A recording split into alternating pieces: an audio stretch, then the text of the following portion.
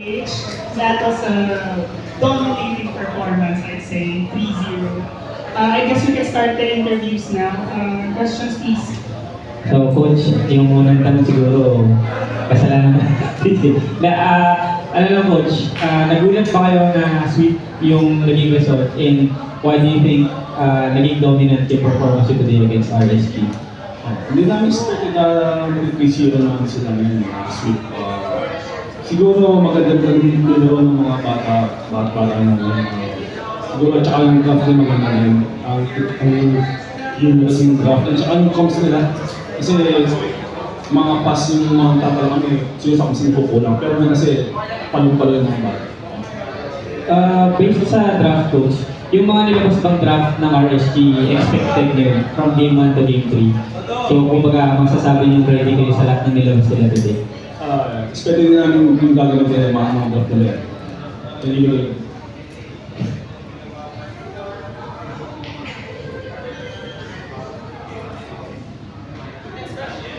Next question, guys.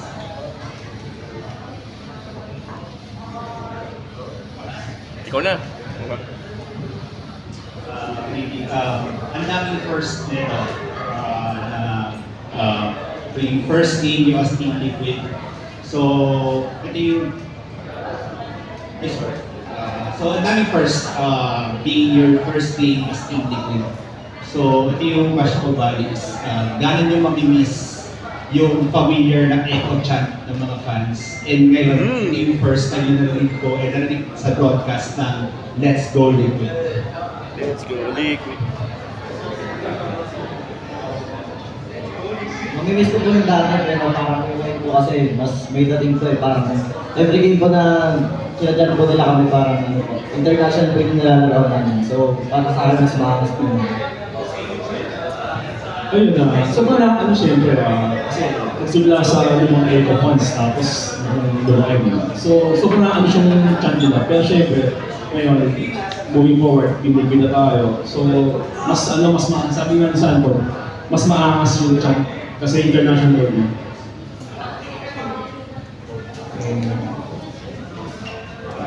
Question. Congratulations, Team Liquid. Release muna tayo, punta tayo sa partnership yun.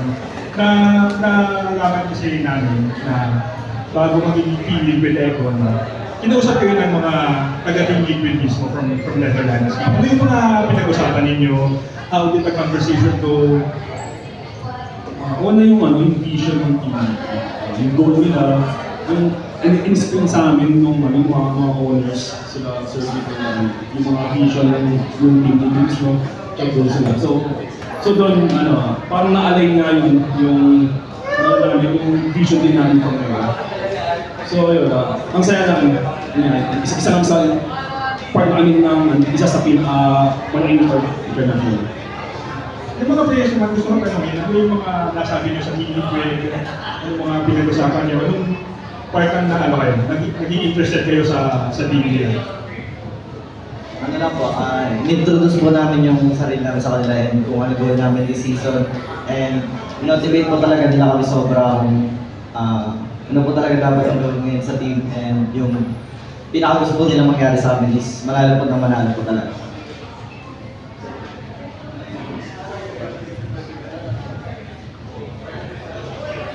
Nandun po talaga parang tinatak nila sa utak namin na parang kailangan lagi talaga manalo. Pero hindi naman ako napapressure sa gano'n nila kasi nililis namin.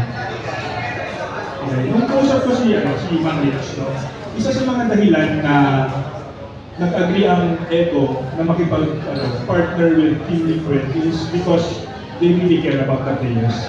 Napansin niyo ba yun sa mga usapan ninyo? Na may malasakit sila sa mga players, sa player welfare. Yes, kasi nga, isa rin yung vision ng Echo and Team Liquid. So kasama din yung management, yung yung welfare ng mga players. Okay na? Okay na? Okay, kaya. So, Yun, so, corollary sa mga tanong ni Mario and Ron kanina, parang now that you're part of the Liquid family, may dagdag na bang kakakibat na pressure to win this tournament? Kasi yun nga, ang Liquid batikan yan, mapadota o mapavalorant, and even other esports. So they've been known to be powerhouse. Now that you're part of the Liquid family now, parang dagdag pressure ba to win it all this time?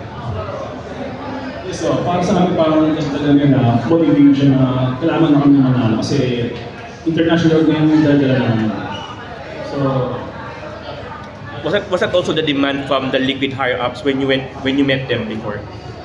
Was that also the request ng mga higher ups ng Liquid when you met them na kailangan mag-champion kayo dito? Ang usapan naman nila is wala naman manalo. Hindi naman sa atin na basta yun ang goal lang namin. Liquid. Okay. Yun lang sa atin din sa amin. Okay, thank you.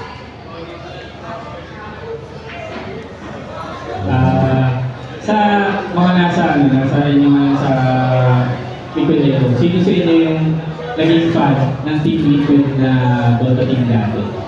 Meron ba? Si Kyle.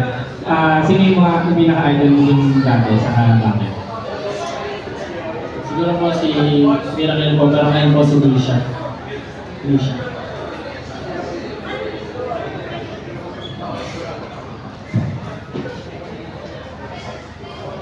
Alright, thank you so much guys. There's just two exclusive interviews for Carl, so